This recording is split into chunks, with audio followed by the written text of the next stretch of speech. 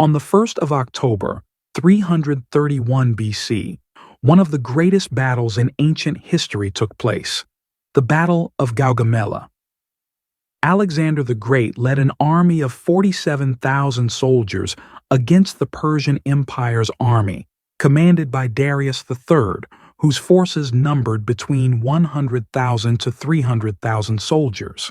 Despite the Persians' overwhelming numerical superiority, Alexander employed his innovative military tactics. He directed his forces with a clever plan, creating gaps in the enemy's ranks and targeting the heart of the Persian army. Darius, who relied on his heavy war chariots and battle elephants, could not withstand the flexible maneuvers of Alexander's army. At a crucial moment, Darius retreated and fled the battlefield, leading to the complete collapse of his army.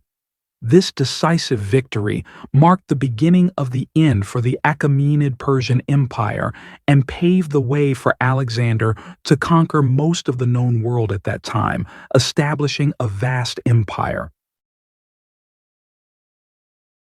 After his victory at the Battle of Issus in 333 BC, Alexander continued his advance into the territories of the Persian Empire and the coastal cities along the southern and eastern Mediterranean to secure supplies.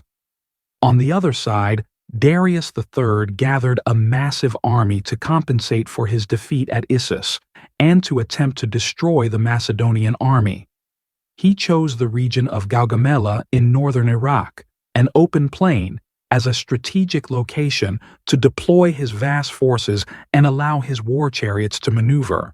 With an army of 47,000 soldiers, Alexander the Great skillfully and wisely organized his forces. The core of the army relied on heavy infantry phalanxes, forming the backbone of the confrontation, while Alexander himself led the right wing, leaving the left wing under the command of his loyal general Parmenio. What set Alexander apart was not only the bravery of his soldiers, but also his revolutionary tactics. He introduced a new battlefield strategy known as the oblique formations. This plan was based on the idea of making the center of his army strong and resilient, while giving the wings more flexibility to execute maneuvers and rapid attacks. This unique approach allowed Alexander to surprise his enemies, as he could outflank them and attack their weaker sides, making his army a formidable force in any confrontation.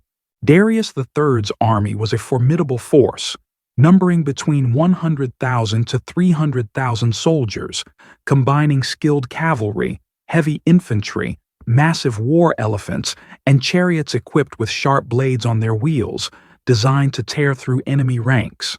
Darius relied on his greatest strength, sheer numbers. He believed that this vast mass of soldiers and war machines would be enough to crush any foe daring to face him. He was confident that these overwhelming numbers would bring a swift end to the battle. But there was one thing he had not accounted for: Alexander's genius. Darius's army launched a powerful assault, utilizing his war chariots equipped with sharp blades on their wheels, designed to slice through and destroy the Macedonian ranks. The chariots charged toward Alexander's army with speed and ferocity, their aim clear: to break the Macedonian defensive line. However, Alexander had anticipated this terrifying attack. He had trained his soldiers to counter these deadly chariots with a highly clever strategy.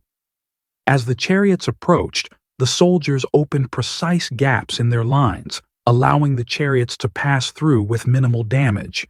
Then, in a swift move, they attacked the chariots from behind, turning their power against them. With this smart tactic, Alexander neutralized one of Darius's most formidable weapons, paving the way for him to take control of the battle. In an attempt to exploit weaknesses, Darius sent his cavalry in a fierce assault on the left wing of Alexander's army, which was under the command of Parmenion.